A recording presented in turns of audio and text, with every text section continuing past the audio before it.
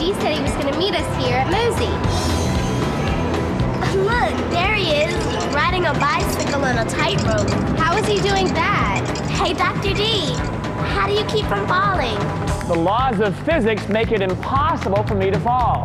The huge counterweight below makes all the difference. Are you sure you can trust those laws all the time? Don't worry about me. I'll meet you in the hurricane room as soon as I get off the bicycle.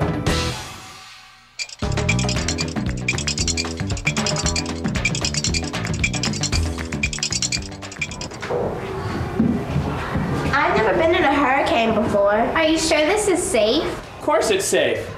In here we'll feel one of the most tremendous forces of nature. It will only be a minimal hurricane, but at 74 miles per hour, it'll still be quite an experience. Here we go.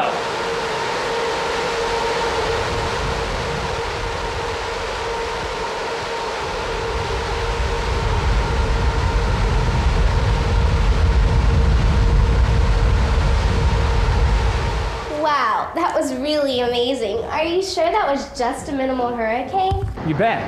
Now, it's estimated that a really major hurricane with 148-mile-an-hour winds, or twice what you just experienced, can produce 250 times the property damage of a minimal hurricane. Wow, that's a lot of energy. Dr. Lyons told us the sun evaporates water and provides energy for the hurricane.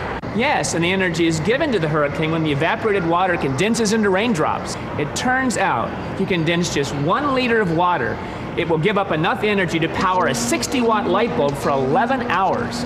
But an average hurricane will condense 20 trillion liters of water in a day. So 20 followed by 12 zeros. Wow, that's way too big a number for me to comprehend. That's as much energy as all the world's electrical generating plants produce in 200 days. Wow, now I'm really impressed. Hurricanes have a lot of energy. Let me show you something else about hurricanes. It's pretty interesting. It turns out that hurricanes in the northern hemisphere all have a counterclockwise rotation. All of them? That's right. It's because the hurricane is a low-pressure region. When the air in the higher pressure region around it rushes in, it gets bent to the right because of the rotation of the Earth.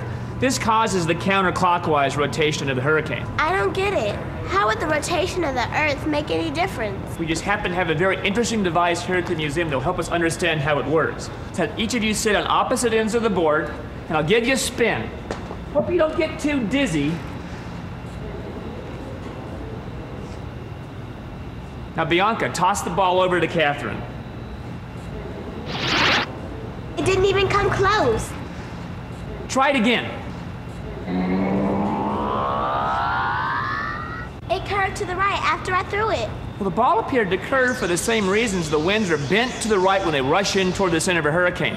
It's called the Coriolis Effect, and it exists in any rotating system.